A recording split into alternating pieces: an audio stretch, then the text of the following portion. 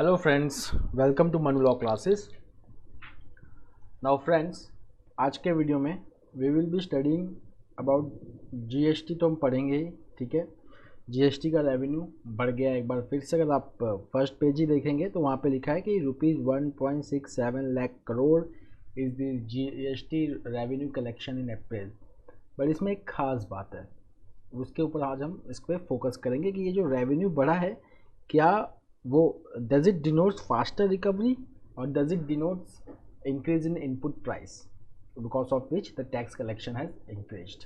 Then again we will go further and on the editorial page we are going to read about heat waves. Friends, वो editorial में हम discuss करेंगे और आपके जो concept हैं जो क्लियर हो जाएंगे वो एडिटोरियल पढ़ने के बाद हमारे साथ कि हीट वेव क्या होता है, क्या पैरामीटर सेट किया गया है इंडियन मेट्रोलॉजिकल डिपार्टमेंट ने हीट वेव के लिए, और इस बार जो हम नॉर्थ इंडिया और सेंट्रल इंडिया में जो हीट वेव केसेस देख रहे हैं कि वो बढ़ा हुआ है, उसके रीजंस क्या हैं और उसका मानसून पे क्या असर है या उसका असर नहीं पड़ता मानसून के ऊपर, वो सब आज हम चेक करेंगे और उसके बारे में पढ़ेंगे। Then we will be discussing an editorial related to AFSPA, okay, and we will study that in India prisoner of conscience किसे कहते हैं। Name, okay, there is a name of one person who is associated with this AFSPA and that person is also called as prisoner of conscience. This term, किसने ये term उनको ये दिया है, हम उसके बारे में पढ़ेंगे। That person is very important since we are discussing AFSPA, तो हम उनके बारे में ज़रूर पढ़ेंगे। Then moving next on editorial, again we will be reading about that कि रशिया यूक्रेन क्राइसिस को देखते हुए क्या वर्ल्ड वॉर 3 होगा, और अगर होगा तो इसमें नुकसान सबसे ज़्यादा किसको है, क्या इस वर्ल्ड वॉर 3 का कोई विनर भी होगा या it will lead to all around devastation. Then Russia को देख के क्या लग रहा है कि रशिया क्या वर्ल्ड वॉर 3 के मूड में है, ठीक है। So we are going to study about the pointers which can lead to कि World War 3 होगा या नहीं होगा। So let's start with the news. The first is April GST revenues go past ₹1.67 lakh crore. So GST, that is goods and services tax, ठीक है, it is an indirect tax and it subsumes central and state both indirect taxes. अगर हम ध्यान देंगे तो GST में alcohol, crude oil, petroleum products ये GST में इंक्लूड नहीं होते हैं, ओके। सो जीएसटी रेवेन्यूज अगर हम देखेंगे तो it has crossed ₹1.7 lakh crore mark. अगर हम यहाँ पे देखेंगे कि सेक्टर्स जहाँ पे ये इम्प्रूवमेंट हुआ है, सेक्टर्स हमारे लिए इंपॉर्टेंट होते हैं from exam point of view. So we can see that revenues have increase from imports, okay, by 30%, and the next is domestic transactions which include service import which has risen 70%, ठीक है। अगर goods imports में देखेंगे तो 30% increase हुआ है और अगर सर्विस इंपोर्ट्स में देखेंगे तो 17% हुआ है। सो यहाँ पे जो फाइनेंस मिनिस्ट्री है ये कह रही है कि this increase in GST collection it reflects faster recovery of business activity, okay. But जो इंडस्ट्री बॉडीज़ है, इंडस्ट्री एक्सपर्ट्स है, they are saying that this increase in GST collection is nothing but just increase in price has led to increase in taxation. जितना ज़्यादा price होगा उसके ऊपर tax उतना ही ज़्यादा लगेगा। For example, if there is 17% tax on any good, so if the cost of the good is ₹100, so ₹17 is the collection. If the cost of good is ₹200, then ₹34 will be the collection. Rate same है पर अब यहाँ पे collection ज़्यादा हो गई। तो अगर कॉस्ट जो है because of inflation, if the cost are rising then definitely the collection will also rise. So industry जो है वो कह रही है कि this uptick, this surge in GST collection is not because of faster recovery but it denotes rising input cost for producers and which is also visible in certain products which have very high retail prices and new and tighter input credit norms.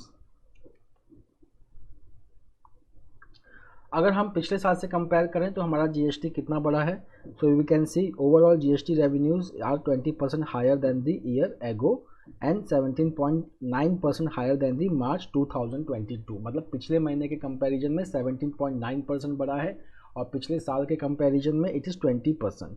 मार्च में कितना collection था, 1,40,095। Now friends, over here, now since we are very close to exam, so this number becomes very important, ₹1.67 lakh crore. तो ये number आप नहीं भूलेंगे from your exam point of view the question, they can put questions related to GST because इस बार 45th GST Council, 46th GST Council बैठा था. Then there was in 45th GST Council garments पे, textile पे tax बढ़े थे 5% से 12%. उसके बाद उसको फिर से 5% ही रखा गया. Then there was rationalisation of GST rate slabs इसी साल. Okay, rationalisation of GST rate slabs. So it was like जो था उसको 5%, 12%, 18% और 28% पे GST रेट स्लैब को रख दिया गया था. Okay, so this is also important. The next is e-Shram portal to help settle workers accident claims. Now friends, two information is very important for e-Shram portal. First is that e-Shram portal is the portal for unorganized sector workers. It is not for organized sector workers, it is for unorganized sectors. So this is for unorganized sector. जो लोग unorganised sector में काम करते हैं, social security benefits act या बाकी benefit act से cover नहीं होते हैं, those are called as unorganised sector. The second important thing is that this portal has been launched by union ministry of labour and employment. ठीक है. Now पहले भी अनऑर्गेनाइज्ड वर्कर्स के लिए this ministry, union ministry of labour and employment, it launched a scheme called as donate a pension scheme. Okay, donate a pension scheme. This scheme was launched. Okay, now e-Shram portal एक ऐसा portal है जहाँ पे unorganised workers का registration होता है. उनको एक यूनिक आईडी नंबर मिलता है जिसके थ्रू इनके अकाउंट्स कनेक्टेड होते हैं. Now the government is proposing that government will use e-Shram portal to help settle workers accident claims. तो जो वर्कर्स के एक्सीडेंट क्लेम्स होते हैं, ओके, उसको अब सेटल किया जाएगा. अभी तक e-Shram पोर्टल में कितने रजिस्ट्रेशन हो चुके हैं? 27 करोड़ registration has been launched. The next is what is the aim of e-Shram portal. So this portal was launched with the aim of creating a national database of unorganised workers. हमें national database क्यों बनाना है? Just to facilitate social security schemes for them. Okay, अब इसी Shram portal में all the unorganised workers they are eligible for ₹2 lakh accident insurance. So the ministry will be linking this portal with the scheme, with the योजना. उस योजना का नाम क्या है? प्रधानमंत्री सुरक्षा बीमा योजना. ये एक एक्सीडेंट इंश्योरेंस स्कीम है, इसके थ्रू इसको लिंक किया जाएगा. The next is friends ending AFSPA. So what is the full form of AFSPA? It is armed forces special power act. Armed forces special power act 1958. ठीक है. इसमें section 3 एक होता है, इंपॉर्टेंट सेक्शन होता है इसका, section 3, which empowers the central government or the governor of the state or the administrator of the union territory to declare any part of the state or union territory or any part of or the whole state or union territory to be disturbed area. ठीक है ना. तो section 3 के अंदर पहले तो disturbed area declare किया जाता है. Okay, once any area is declared as disturbed area, then the law and order management goes into the hand of armed forces. Okay, now this armed forces special power act, it gives wide power to armed forces. Even they can kill a person, they can use the force which can cause death of a person with after giving warning. Okay, this is the first clause of armed forces special power act कि warning देने के बाद, ठीक है, अगर आदमी ने कुछ ऐसा फोर्स यूज़ किया कि जिससे एक पर्सन की डेथ हो गई तो ठीक है, so that is protected under this law. Second is that कि इस लॉ के अंदर अगर कोई पर्सन, कोई पर्सनल ऑपरेट कर रहा है, अपना फंक्शन कर रहा है, ठीक है, और उसके खिलाफ कोई केस लाना चाहता है या उसको प्रोसिक्यूट करना चाहता है, तो वो तब तक नहीं कर सकता जब तक सेंट्रल गवर्नमेंट उसको सैंक्शन ना करे, जब तक सेंट्रल गवर्नमेंट उसको येस ना बोले, तब तक that person can not be prosecuted. So it is some of the experts says that armed force special power act it has created a environment of impunity among the armed forces, means working without accountability, इसका मतलब होता है. ठीक है. But if we will just see that now the central government aims to withdraw the arm forces special power act from the whole north east region. ये central government का aim है, ठीक है। The central government remarks says that there is a good deal of work done in normalizing the situation in northeast region to bring the peace back in this northeast region, and there will be in future there will be complete withdrawal of armed forces special power act in this region। currently अगर हम देखेंगे कि union home ministry ने कुछ area जो थे जो section 3 के अंदर डिस्टर्ब एरिया नोटिफाई किए गए थे in the state of Assam, Nagaland, Meghalaya, तो यूनियन मिनिस्ट्री ने एक नोटिफिकेशन निकाला 1 महीना पहले और उन एरियाज़ को रेड्यूस कर दिया। So if you will just see there was a substantial reduction in Assam where AFSPA was removed entirely in 23 districts and partially in 1। ये पिछले महीने की बात है। नागालैंड में after the removal of the law from 15 police stations in 7 districts it remains in areas under 57 police station spread across 13 districts. उसके बाद मणिपुर में 82 police stations are still under AFSPA and 15 police stations were excluded from the notification from April 1. Okay.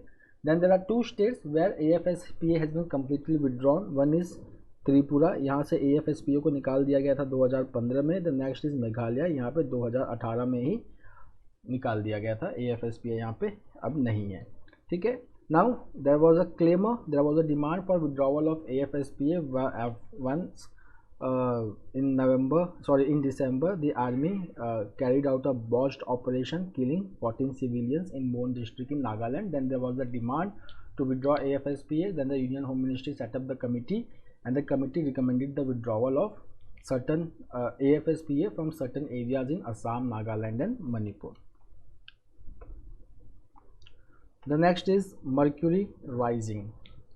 Now friends this article is about heat wave. जैसा कि हम जानते हैं कि north और सेंट्रल इंडिया में अगर हम देखेंगे तो the temperature is highest in 122 years. The April temperatures over north west and central India are highest in 122 years. अगर हम देखेंगे पिछले महीने का अगर हम रिकॉर्ड देखेंगे from April 1 to 28, so the average monthly maximum temperature over north waste India was how much 35.9 degree Celsius, और सेंट्रल इंडिया में उससे भी ज़्यादा था 37.78 डिग्री सेल्सियस, ठीक है। अब हम ये देख रहे हैं कि बहुत सारे स्टेट्स में लाइक राजस्थान, पंजाब, हरियाणा, गुजरात और महाराष्ट्र में टेम्परेचर जो है वो 40 से 45 के बीच में रह रहा है। उसके बाद देयर इज़ अ प्रेडिक्शन कि मई में भी ये टेम्परेचर नीचे नहीं आने वाला है, ठीक है। Now friends heat wave exactly होता क्या है, ठीक है, उसका टेक्निकल डेफिनेशन क्या है। तो हीट वेव का टेक्निकल डेफिनेशन आज इस आर्टिकल में दिया हुआ है जो आपको नोट करना चाहिए। See so the heat wave is declared when the maximum temperature is over 40 degree Celsius and at least 4.5 notches above normal. मतलब 2 कंडीशंस हैं हीट वेव को डिक्लेयर करने के लिए। एक कि जो मैक्सिमम टेम्परेचर है वो 40 डिग्री का होना चाहिए, ठीक है, और उसके साथ साथ जो एवरेज टेम्परेचर होता है उससे 4.5 डिग्री सेल्सियस ऊपर होना चाहिए। फॉर एग्जांपल अगर एवरेज टेम्परेचर है 34 डिग्री सेल्सियस, ठीक है। अब क्या हुआ कि जो टेम्परेचर है वो पहुंच गया 40 डिग्री सेल्सियस, एवरेज कितना है 35 डिग्री सेल्सियस। तो अब ये 40 डिग्री सेल्सियस पहुंच चुका है, तो पहला कंडीशन पूरा हो गया। सेकेंड इज़ कि क्या ये 4.5 डिग्री सेल्सियस ज़्यादा है 35 से, तो वो ज़्यादा है because it is 5 degree Celsius greater than the average temperature. तो सेकेंड कंडीशन भी पूरा हो गया, तो इस केस में हीट वेव डिक्लेयर हो जाता है। The second is severe heat wave. It is declared if the rise in temperature from average is 6.4 degree Celsius. Okay, now this year why there has been increase in heat wave, तो हम देखेंगे that there is absence of western disturbances. Western disturbances जो होता है friend वो Mediterranean reason में पाया जाता है, और it is brought by jet streams into India and these are rain bearing disturbances. Okay, तो western disturbances it brings rainfall in north and north west region of India. तो western disturbances का absence है। उसके बाद जो tropical storms होते हैं which generally rises in bay of Bengal region, तो वो भी नहीं हो रहा है, ठीक है।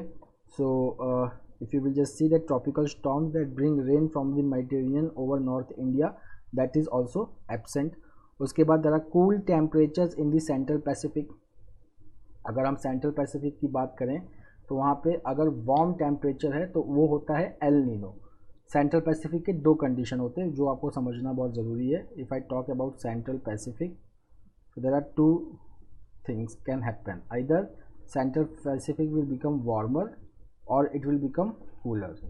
If central pacific becomes warmer, then it is called as El Nino condition, and if it becomes cooler, then it is called as La Nina condition. El Nino अगर होगा तो इंडिया में ड्राउट होगा, और ला नीना होगा तो India will have good rainfall.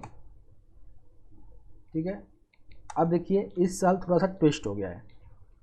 we can see that there is La Nina, okay, normally La Nina है तो इंडिया में रेनफॉल होना चाहिए, बट रेनफॉल हुआ नहीं है, which is very unusual. Okay, so these are the two main reasons that why April and May they are not witnessing rainfall. पहला क्या है? Absence of western disturbances. What are western disturbances? Western disturbances, they are the tropical storms that bring rain from the Mediterranean region over North India. Second is, in spite of La Nina condition in Central Pacific, there is dry region. Okay. Second is, there were 5 western disturbances which formed in April, but none brought rain in India. अब IMD ने recently forecast किया है that IMD has forecasted a normal monsoon or 99% of the long period average of 87 centimeter. Okay. Now, the next is, is there any link between dry heat waves and monsoon?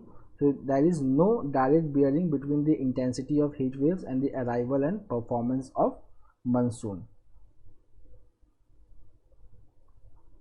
अब देखते हैं कि इसके पीछे reasons क्या हैं। ठीक है, तो यहाँ पे देखिए ये वाले पैराग्राफ पे ध्यान दीजिएगा, की पैराग्राफ है that individual weather events cannot be linked to greenhouse gas levels. A warming globe means increased intensities of extreme rain events and extended rainless spell.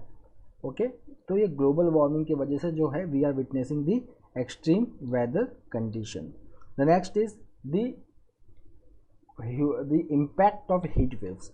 तो देखिए अगर हम लास्ट 50 ईयर्स में देखें तो heat wave haves cost 17,000 people death.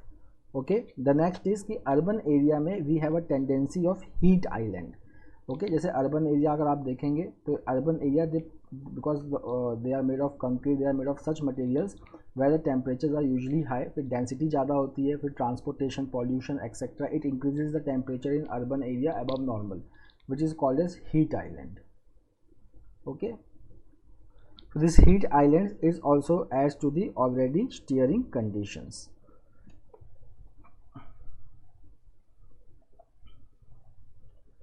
Now friends, the next news is about the third world war that could be hyperbole. तो यहाँ पे कहने का मतलब है कि थर्ड वर्ल्ड वॉर की सब बात तो कर रहे हैं बट उसके पीछे कुछ खास सब्सटेंस नहीं है.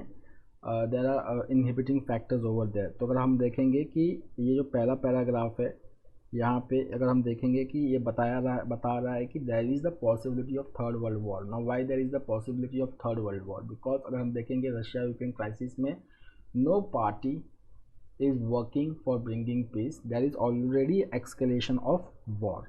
अगर हम यहाँ पे यूनाइटेड स्टेट्स और नाटो का रोल देखें तो यूनाइटेड स्टेट्स ने अभी यूक्रेन को वेपन सप्लाई करने के लिए ग्रांट रिलीज़ किया है.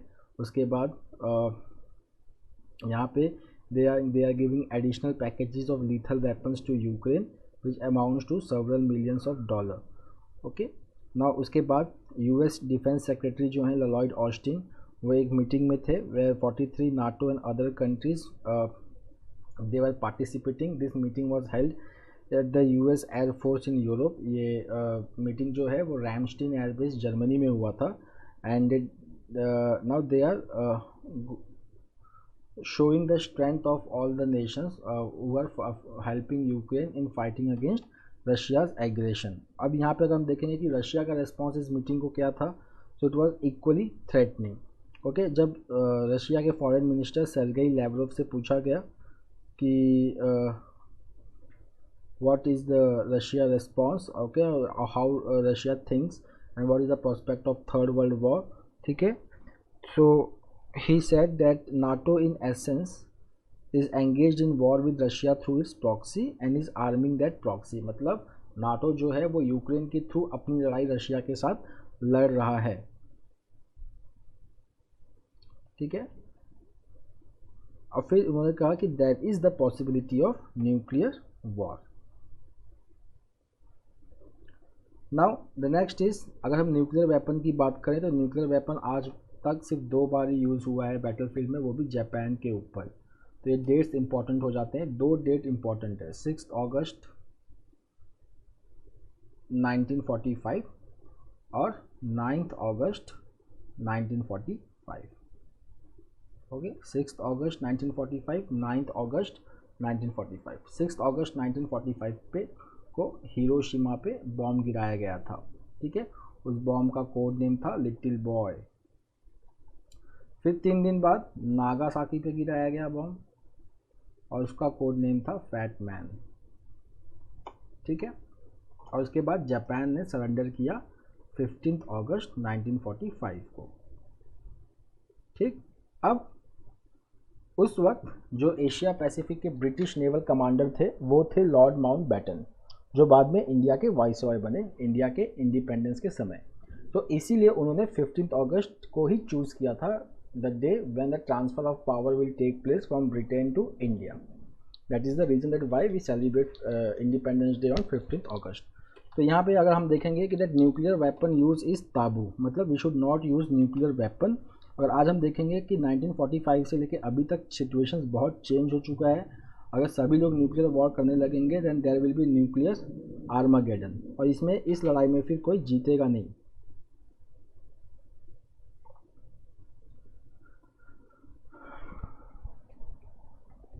द नेक्स्ट इज, इसमें सबसे ज़्यादा नुकसान किसको है? तो इसमें सबसे ज़्यादा नुकसान यूरोप को है, क्योंकि बैटलफील्ड क्या होगी? यूरोप होगी। Europe it is already suffering through कोविड-19। उसके बाद अगर वॉर हो जाएगा तो economically the US will be razed. उसके बाद अगर रशिया यूक्रेन की कॉन्फ्लिक्ट अगर चलती है तो उसके साथ साथ फूड क्राइसिस भी होगा, फ्यूल क्राइसिस भी हो जाएगा। Why? Because Russia and Ukraine they are generally referred as bread basket of Europe. Second is कि लेज़र बनाने के लिए, चिप्स बनाने के लिए जो हम यूज़ करते हैं नियॉन, तो उसका 50% प्रोडक्शन जो है वो यूक्रेन में होता है। सो Ukraine produces around 50% of the total neon. It is a critical gas which is required for lasers used in a chip production process known as lithography. ये very important static information है कि what is called as lithography. So it is the process of making chip through neon. तो अगर ये बंद हो जाएगा तो चिप प्रोडक्शन को भी काफ़ी नुकसान पहुंचेगा. Then there are signs of Russian restraint. ठीक है, अगर रशिया वर्ल्ड वॉर के लिए कह तो रहा है बट रशिया ने काफ़ी रिस्ट्रेंट दिखाया. जब रशिया का जो बैटल शिप है जब उसको डुबा दिया गया ब्लैक सी में, तो भी रशिया ने काफ़ी उस वक्त रिस्ट्रेंट दिखाया. रशिया ने अपना वॉर एक्सेलेट नहीं किया. ठीक है, अब रशिया जो है वो किस में इंटरेस्टेड है? रशिया पूरा यूक्रेन को कैप्चर करने की नहीं सोच रहा है. रशिया सिर्फ साउथ और ईस्ट को कैप्चर करने की सोच रहा है.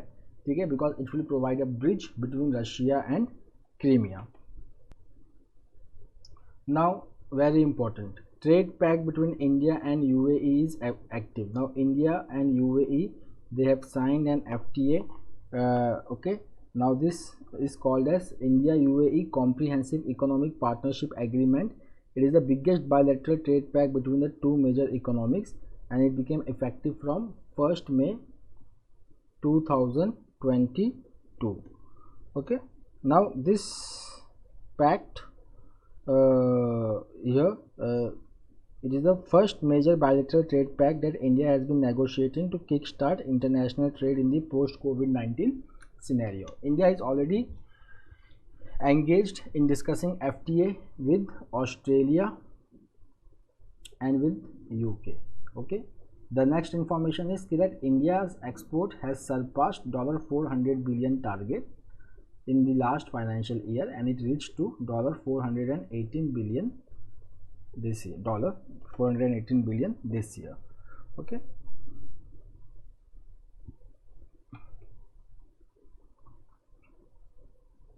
the next is key post of national security interest to fall vacant soon. तो यहाँ पे 3 पोस्ट की बात हो रही है एक तो होम सेक्रेटरी, दूसरा डायरेक्टर ऑफ इंटेलिजेंस ब्यूरो, तीसरा secretary of research and analysis wing. They all are ending in next few months. ठीक है, and there is a suspension कि who will be the next. So these all three officers, they have got a year's extension in office in 2021. They all belong to 1984 batch of Indian Administrative Service and the Indian Police Service. ठीक है, इसमें से on 28 May 2021 the appointment committee of the cabinet, which is headed by Prime Minister, it granted 1 year extension in service to IB Director Arvind Kumar. तो ये important है. Who is our Intelligence Bureau Director? Arvind Kumar. Who is Raw Secretary? Then Sumant Kumar Goyal. Who is our Union Home Secretary? Ajay Kumar Bhalla. ठीक है, अब यहाँ पे अगर हम देखेंगे कि recently 2 acts have been amended.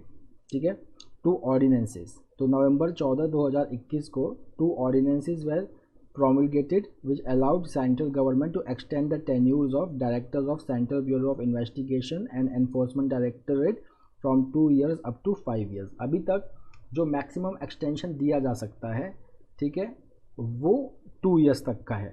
ठीक है, अब बाद में क्या हुआ कि गवर्नमेंट ने 2 एक्ट को अमेंड किया ऑर्डिनेंस के through. Central vigilance commission act 2003, okay, and Delhi special police establishment act 1946, rule 25 और इसका रूल है 45. This both the acts were amended and it gave the union government the right to extend the tenure of CBI director and ED director from 2 years up to 5 years in public interest. उसके बाद बाकी जो 3 post हैं, देखिए उनके लिए ये नहीं है. बाकी जो 3 पोस्ट है they are covered under fundamental rules 1922. अब यहाँ पे प्रॉब्लम हो जाएगी. क्यों? क्योंकि रॉ के चीफ, IB के चीफ और यूनियन होम सेक्रेटरी वो इस 2 एक्ट के अंदर कवर नहीं होते. सेंट्रल विजिलेंस कमीशन के अंदर इफ़ यू विल जस्ट सी, तो यहाँ पे जो एक्ट होता है वो डायरेक्टर एनफोर्समेंट डायरेक्टरेट कवर होते हैं, और CBI director Delhi special police establishment act 1946 ये कवर होते हैं. ठीक है, अब अगर हम देखेंगे तो this about union home secretary, raw and IB, so they are covered under fundamental rules 1992 that govern the appointment and tenure of all government servants. The post of Union Home Secretary, Director IB and Secretary Raw, they can be extended by up to 2 years beyond the 2-year fixed tenure in public interest. ठीक है, तो अगर कोई भी appoint होता है तो कितने साल के लिए अपॉइंट होगा? 2 साल तक, प्लस मैक्सिमम एक्सटेंशन कितना मिलेगा? 2 साल तक. But in the case of CBI director and ED director 2 year तक ये सर्व कर सकते हैं, प्लस 5 ईयर तक इनका टेन्योर एक्सटेंड किया जा सकता है.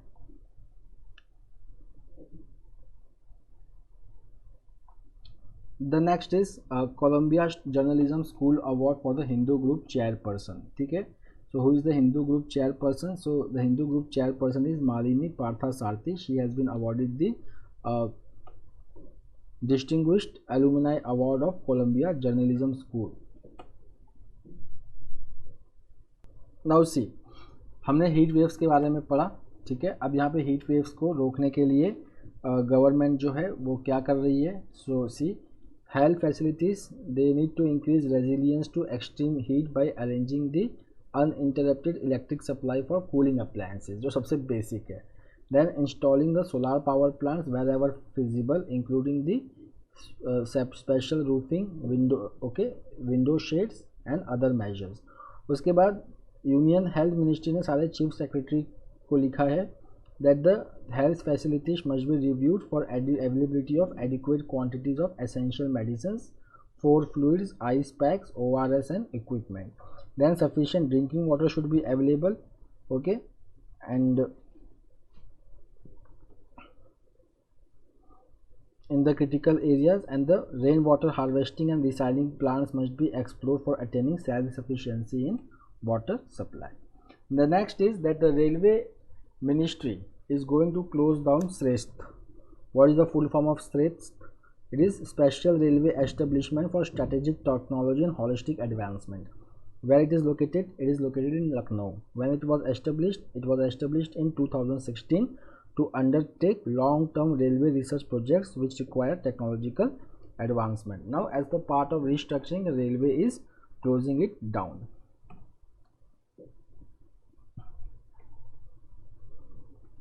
Now friends, from foreign affairs page, Saudi Arabia offers Pakistan $8 billion in financial support. So Pakistan is also facing BOP crisis type situation. Okay, अभी डिफ़ॉल्ट नहीं किया है बट BOP क्राइसिस यहाँ पे भी चल रहा है. अगर आप पूरे साउथ एशिया को देखें ध्यान से तो श्रीलंका तो हम कर ही रहे हैं which is facing BOP crisis. फिर हमने नेपाल की भी बात की थी, Nepal is also facing crisis. अब पाकिस्तान का भी नाम आ रहा है.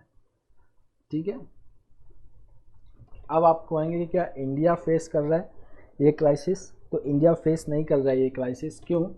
क्योंकि इंडिया का जो अभी रिजर्व है debt is 677 billion is the forex reserve. ये RBI के गवर्नर शक्तिकांत दास ने कुछ दिन पहले कहा था, which is enough for our imports. ठीक है. Now Pakistan it is facing problem. Okay, Pakistan problem क्या क्या फेस कर रहा है? वही same just like Sri Lanka. High inflation है, फिर कोविड-19 में बहुत खर्चा हुआ है गवर्नमेंट का, तो रेवेन्यू डेफिसिट भी बहुत ज़्यादा है. ठीक है, हाई इन्फ्लेशन इसके लिए है क्योंकि प्रोडक्शन प्रोसेस बंद हो गए थे, फिर रशिया यूक्रेन क्राइसिस चल रहा है तो प्राइसेस आर वेरी हाई. फिर रेवेन्यू डेफिसिट, फिर फिजिकल डेफिसिट, उसके बाद डॉलर्स नहीं है. ठीक है, तो फॉरेक्स रिजर्व में भी क्राइसिस चल रहा है. Okay, so just like Sri Lanka it is also staring at BOP crisis. But currently Pakistan has many helpers. So Saudi Arabia, there are many countries who are helping. उसमें से एक सऊदी अरेबिया का आया है अभी. तो Saudi Arabia has agreed to provide Pakistan with a sizable package of around $8 billion to help the cash-starved country bolster its dwindling forex reserve and revive its ailing economy. ठीक है. Now see, these are the challenges which Pakistan is facing. सबका same है, जो श्रीलंका में पड़ा वही यहाँ पे है. High inflation, sliding forest reserve, widening current account deficit and depreciating currency. अब जो सऊदी अरेबिया ने हेल्प किया है वो क्या क्या हेल्प किया है? The financial package includes doubling of the oil financing facility, additional money through deposits और सुकूक. सुकूक्स are Islamic financial certificates and rolling over of the existing $4.2 billion facility. The next is Mariupol, which is in the south coast in Ukraine, and which has fallen to the Russian security forces. So 100 civilians have been evacuated from the besieged Mariupol steel plant in eastern Ukraine, and they are heading out of Russian controlled territory. Okay. Now the next is एक static question है, वो हम कर लेते हैं. What is the Ukraine currency called as? So Ukrainian currency is called as Ukrainian hryvnia. Ukrainian hryvnia. Okay. The next is Nand Mulchandani. It is a very important announcement. So Nand Mulchandani, who is an Indian American Silicon Valley IT expert and he studied at Delhi School, he has been appointed the Central Intelligence Agency's first ever Chief Technology Officer. ठीक है, ये announcement किसने किया है? It was made by director of CIA William J. Burns. So this is very important appointment which you should note down. Okay, so Nand Mulchandani, now he is an CTO of CIA. CIA क्या है? Central intelligence agency. ये US का secret agency है. So friends, that's all for today. We will meet tomorrow again with the Daily Hindu analysis. Till then, have a nice day. Take care. Thank you.